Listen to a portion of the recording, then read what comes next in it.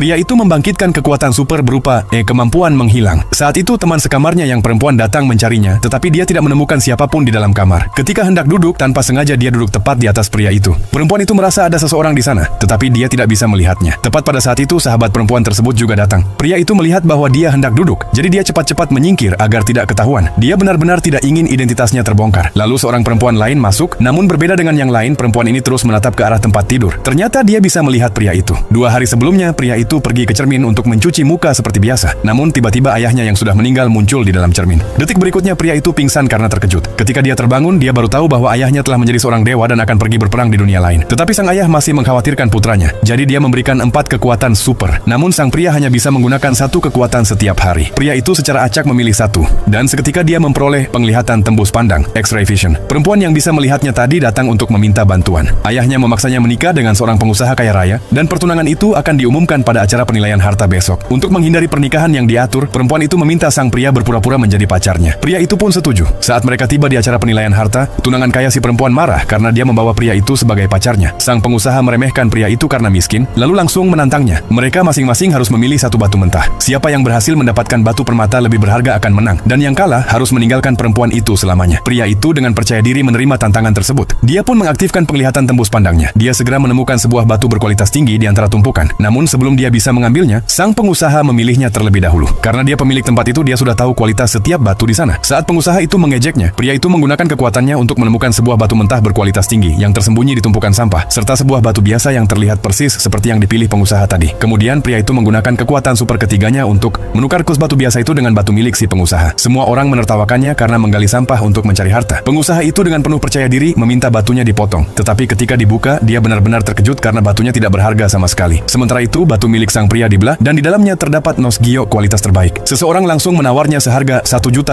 Semua orang pun terperangah dengan apa yang mereka saksikan.